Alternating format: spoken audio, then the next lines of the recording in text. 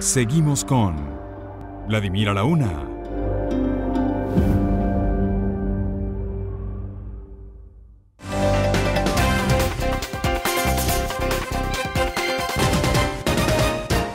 Continuamos acá en Vladimir a la Una con la psicóloga social Yorelis Acosta. Y hemos venido hablando de las emociones. Quedamos pendientes de eso que llaman las emociones básicas. Sí. Y tú hablas de que hay varias teorías al respecto. Sí, hay tres teorías fundamentales que nos hablan. Una dice que hay 4 emociones básicas, otra dice que hay 6 y otra dice que hay 8. ¿Cuál es la que tú más Yo manejé aceptarías? la de 8 porque le preguntaba a las personas cuál de estas emociones predomina en usted y me interesaba que tuvieran un rango de opción mayor, ¿verdad? Entonces, estas emociones se llaman básicas además porque las experimentamos todos los seres humanos en todas las culturas y son excluyentes, ¿no? Entonces, miedo, sorpresa, tristeza, repugnancia, rabia, expectativa, alegría y aceptación. Esas son. Cuando tú hablas de la repugnancia y la rabia, ¿no están cercanas una de la otra? Fíjate que repugnancia es más bien asco y la rabia es otra cosa. Entonces, bueno, lo otro interesante de decir de las emociones es que tienen intensidades, ¿verdad? Tú puedes estar triste o me puedes ir para el otro lado a la depresión profunda. Tú puedes estar alegre o eufórico. Puedes agarrar una rabia o la mamá de la rabia. Entonces, las emociones tienen intensidades. Eso es importante además saberlo. Y lo que yo he señalado es que las emociones son importantes en este contexto porque las emociones son los lentes que tú te pones para ver el mundo. Entonces, si es la rabia la que te acompaña y tú todo el día pasas tu día con rabia, primero te me vas a enfermar, ¿verdad? Se te va a subir la tensión, te va a doler el estómago, no vas a dormir bien, cognitivamente el pensamiento es diferente. Yo te voy a dar a lo mejor una solución y tú me vas a decir, eso no es posible, Yorelis, etcétera. La rabia es una de las emociones más fáciles de identificar porque hay una fisiología de la emoción. Cada emoción va con algo que está pasando en el cuerpo, con una cara particular. Las emociones son motivacionales y tienen un elemento cognitivo, o sea, hay un factor de pensamiento. Cada emoción corresponde con una manera de pensar. Si, por ejemplo, ese lente con el cual tú miras la realidad,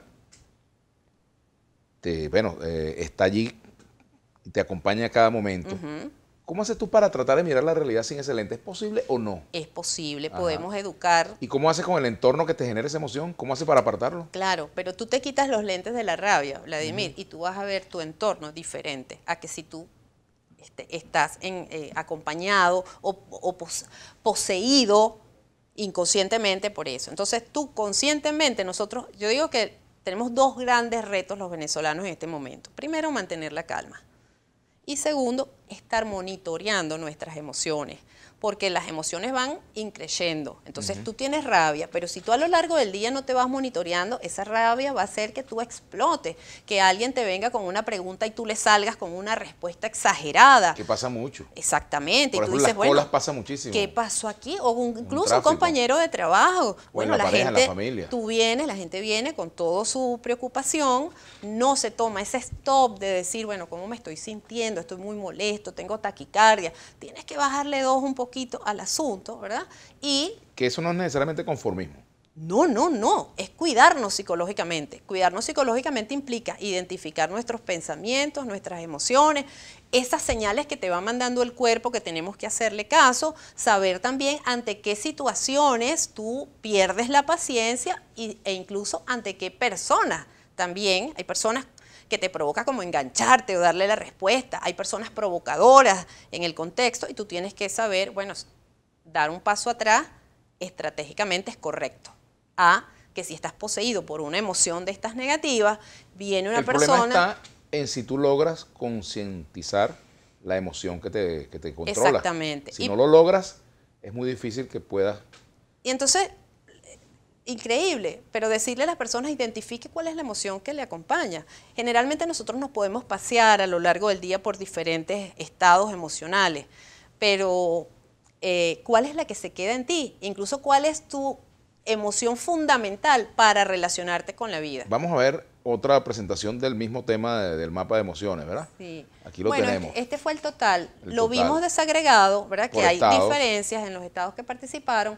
Y luego, en total, la tristeza es la emoción número 1 en ese momento cuando... En Venezuela. Cuando en Venezuela, ¿verdad? O en los 10 estados que nosotros trabajamos. Bueno, que es una muestra. Exactamente. Seguido de la rabia, esperanza, expectativa, y fíjate que de las 8 opciones de respuesta, la alegría es la número 7. La repugnancia, que es el asco, es una emoción que discrimina poco, no la usamos en nuestro lenguaje cotidiano. Pero la alegría sí, y la alegría además es una cualidad del venezolano, eso nos ha acompañado siempre. Hay una emoción, pudiéramos decir que la rabia puede terminar siendo una emoción opuesta a la resignación o no necesariamente.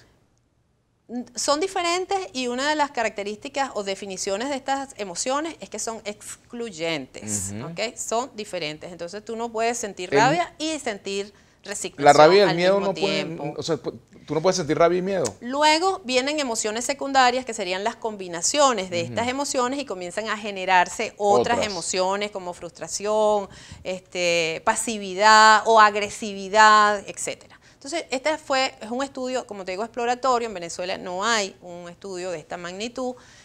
Surgen otras preguntas para responder. Por ejemplo, una de las cosas que me llamó la atención es que el estado Sucre aparece la esperanza. Y la segunda emoción en los resultados es... ¿Será el mar, chico? Que el mar da... Es la alegría. Hay que ir para allá a ver si en el mar la vida es más sabrosa o si hay elementos culturales también que están afectando eso. Pero cuando yo sumo... Claro, si ves los precios del pescado, a lo mejor se te quita eso. Bueno, exacto. Esta fue en otro momento. Pero yo este estudio lo he tenido que hacer desde ese momento, 2015, 16, 17, y ahorita estoy procesando los datos 2018. Ahora, ¿cómo se mezcla esto? Ya tenemos que irnos a la pausa, ¿no? Me están haciendo señas, caramba. ¿Cómo se mezcla esto con el contexto país? Sí. Por ejemplo, los problemas que hay de inflación, la gente que se va. Porque hay gente que habla, por ejemplo, aquí tú hablas de esperanza, pero también hay quienes están hablando de la desesperanza. Entonces me gustaría que al regreso, por ejemplo, cómo impacta la hiperinflación, cuáles son las emociones que activa, por ejemplo, cómo impacta, en el caso de los profesores universitarios, la caída del ingreso, su descenso desde el punto de vista de su nivel de vida, cómo impactan las universidades el tema de la deserción allí, pero también la deserción familiar, en fin. Todas estas